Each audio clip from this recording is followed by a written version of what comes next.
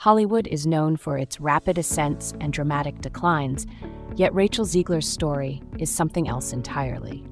In the blink of an eye, she's celebrated as the next big thing in film, only to soon find herself engulfed in controversy and facing backlash from all sides. How does one swiftly transition from the sweetheart of the industry to its outcast? Rachel Zegler, we're supposed to believe, is just so striking that even the supermodel like Gal Gadot is supposed to be homicidically jealous of her. I mean, we're supposed to completely suspend our disbelief. Rachel's journey began like a quintessential Hollywood dream.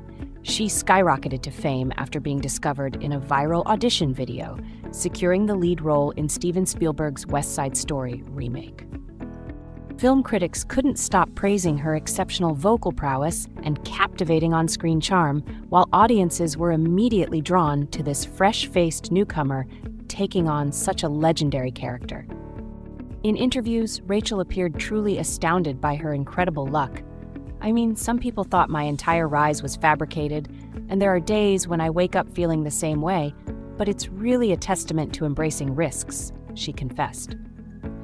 She spoke about the unreal experience of Spielberg personally, selecting her from a sea of hopefuls, and how she had always dreamed of seeing her name in lights since her teenage years. She excitedly hinted at bringing a new perspective to West Side Story while respecting the original's essence. On the surface, everything seemed flawless. Her rise to fame was swift. Social media was abuzz with admiration for her seemingly heartfelt gratitude, and industry insiders were already murmuring that she'd reached A-list status much quicker than most fresh faces. Yet even in those early days, subtle signs pointed to underlying issues. Rumors emerged about her being unusually outspoken for a newcomer to Hollywood. There were whispers of minor conflicts with choreographers, but fans and critics brushed them off as typical backstage drama. Everyone was too enchanted by this new starlet to notice the gathering storm. Behind the scenes, however, the reality seemed different. As the West Side Story publicity tour kicked into high gear, anonymous crew members began leaking gossip. Rumors circulated that Rachel often challenged choreography directions, sometimes halting entire shoots to demand changes that better aligned with her vision. Others claimed she clashed with heads of departments over costumes, arguing that some outfits were unflattering or didn't fit her character interpretation. The whispers grew louder. She wasn't just passionate, she might have been disruptive. Spielberg, known for fostering harmonious, collaborative work environments, kept his thoughts to himself, having already publicly endorsed Rachel as the next major star. She got the role not because she was a great singer, she got the role because she's a fantastic. For a fresh face in showbiz, standing up to an icon in the field could typically spell the end of a career. However, Rachel boldly held her ground.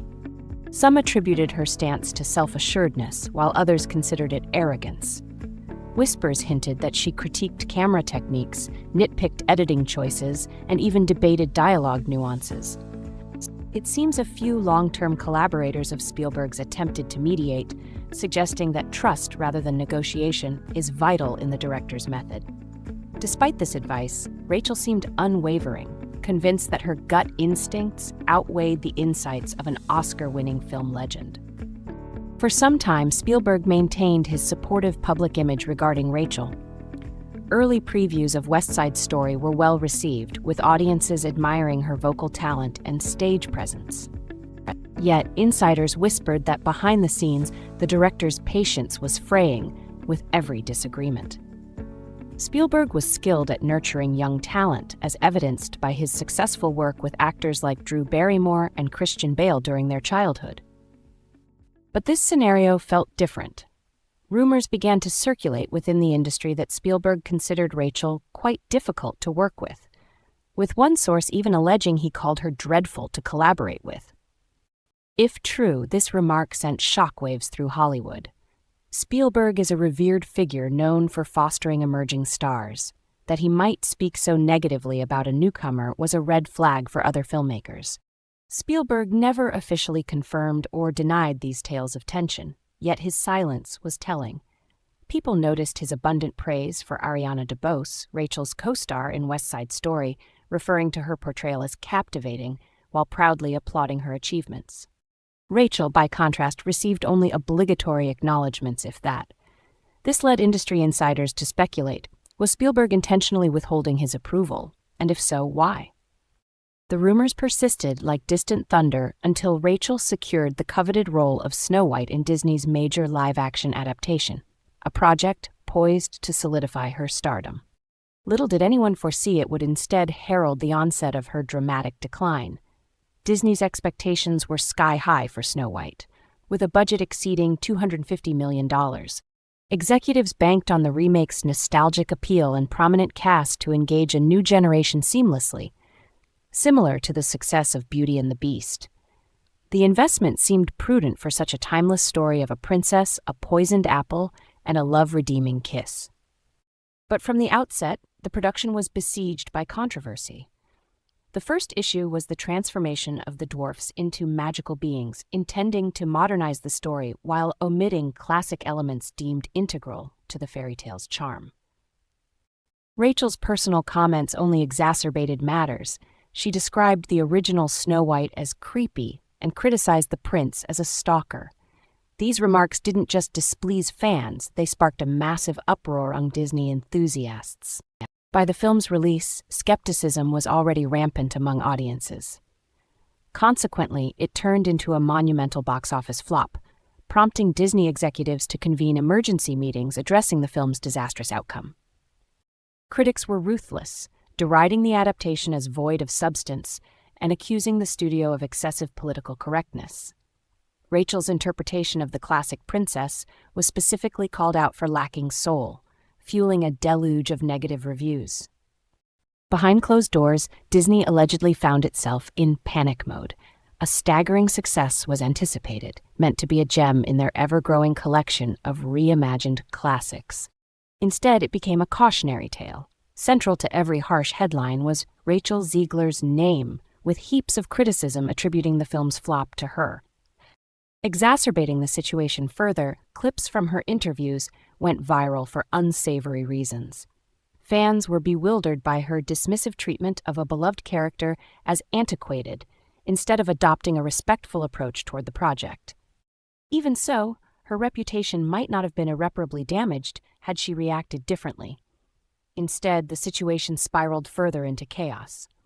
When a movie fails this spectacularly, most actors engage in damage control through expressions of remorse or humility as a way to earn public forgiveness. They openly acknowledge that mishaps occurred despite everyone's best efforts. Rachel took a distinct route. Allegedly, she partly attributed the failure to external factors, claiming that interest in the forthcoming Minecraft movie overshadowed Disney's marketing push. To fans, this appeared as a laughable excuse, and the internet quickly morphed it into a viral meme. Spoof videos inundated platforms like Twitter and TikTok, depicting Minecraft characters outshining Disney princesses with captions such as, "Snow White lost to the blocks." If Rachel anticipated her rationale would pacify matters, it backfired drastically. The public demanded an apology, or at a minimum, acknowledgement of how the film estranged longtime Snow White admirers, but none was forthcoming. Word spread of Rachel declining specific press requests as the negative chatter intensified. Instead of engaging in a coordinated apology tour, she seemed to withdraw, leaving the impression that she was enthusiastic only when events unfolded in her favor. Critics incessantly chastised her, wielding her own interviews against her to portray her as egotistical and out of touch. Former supporters who once viewed her as the breakout star from West Side Story began questioning whether they'd been swayed by carefully orchestrated PR campaigns by Disney and Spielberg. Then came another setback, Spielberg's continued radio silence. With such mounting debacles, one might anticipate he would eventually intervene and set the record straight, but his silence left many to believe the disparaging rumors held some truth. When a Hollywood figure as prominent as Spielberg chooses not to defend you, that message reverberates throughout the entire industry. In Tinseltown, words hold power, yet a lack of them can resonate far more loudly. Spielberg, celebrated for his unwavering support for budding actors who later became household names, remained notably quiet when it came to Rachel. He didn't validate nor refute the rumors of her being difficult to work with, allowing them to persist. His silence sent waves throughout the industry, effectively functioning as an unspoken disapproval. Studios, agents, and producers grew increasingly apprehensive. People began scrutinizing old promotional events for West Side Story, closely examining Spielberg's interactions with Rachel for any hint of discord, deciphering imagined expressions, forced grins, or precisely chosen words. A close analysis of interviews where he exuberantly applauded Ariana DeBose while scarcely mentioning Rachel ensued, with implications being drawn from every pause and gesture. In truth, Spielberg's exact thoughts remain known only to his inner circle, yet the widespread assumption is that if he had anything favorable to express regarding Rachel, he would have done so by now. Even during awards season, he seemed to promote everyone else within the cast, extending merely lukewarm recognition to her at best. This situation transcended West Side Story. Following Snow White's disastrous debut, many anticipated Spielberg might address the debacle, ostensibly to dial down the gossip mill. Instead, the director maintained his detachment, and in Hollywood's capricious climate, that's sufficient to tarnish someone's prospects. Numerous industry insiders speculate that Rachel's phone may soon cease ringing for lead roles, simply because the preeminent figure in the business opted to let the rumors speak for him. A potentially darker cloud looming over Rachel's future is the speculation that she might be perilously close to being effectively blacklisted. In an industry rooted in relationships, one's reputation dictates whether they thrive or falter. After enduring two high-profile fiascos, one with Spielberg and another with Disney, Rachel finds herself in dire straits. Word circulating behind the scenes suggests top executives are weighing the risks associated with employing someone reputedly so unpredictable. Each new leak regarding her perceived demands or cavalier remarks fans the flames of concern that she might disrupt productions or shift public sentiment against a project. Some whisper that a few key studios already removed her from consideration lists. The unspoken reasoning is straightforward. If Spielberg regretted working together, why should anyone else risk it? Hollywood blacklisting isn't an official announcement. It's more akin to a tacit consensus, precluding further opportunities. No studio wants to pour funding into a project and face another Snow White-like debacle. No director wants to contend with off-camera incidents compromising their meticulously constructed project. Despite this, voices within the industry propose that Hollywood can be forgiving, given that one crafts a new narrative. Perhaps Rachel could pivot by issuing genuine apologies or pursuing smaller indie roles to rehabilitate her image. Yet this path necessitates humility, introspection, and an openness to account for her contributions to these controversies. If history imparts any lesson, it's that falls can be reversed, but genuine atonement is paramount.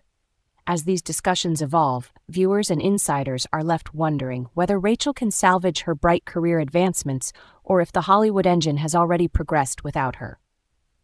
Whether every piece of gossip holds truth or not, Rachel Zegler's narrative undoubtedly serves as a cautionary illustration, underscoring how swiftly fortune can swing in an arena governed by public sentiment.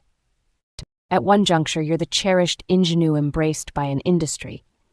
The next, you're engaged in scandalous internet memes, surrounded by whispers about an unmanageable demeanor. In Hollywood, sustaining relevance extends beyond talent alone. It revolves around demeanor, humbleness, and adaptability amid adversity. The lingering question is whether Rachel's setback is merely a stumbling block on her way to a comeback or an irreversible detour away from stardom. Only time will reveal whether she can regain the favor of directors, admirers, and studio chiefs who once buoyed her rise. After all, Hollywood has a penchant for redemption arcs almost as much as it loves scandals. If one takeaway persists, it's how rapidly fame can dissipate when speculation, reality, and unanticipated box office results converge. As you form your own theories about culpability or exaggeration surrounding this debacle, remember the one certainty in Tinseltown: sentiment ebbs and indeed flows swiftly. Tomorrow, a fresh headline could reclaim Rachel's past acclaim or slam the definitive nail into her Hollywood narrative. Until then, the world watches, waiting. is on the edge of their seat with anticipation. 1.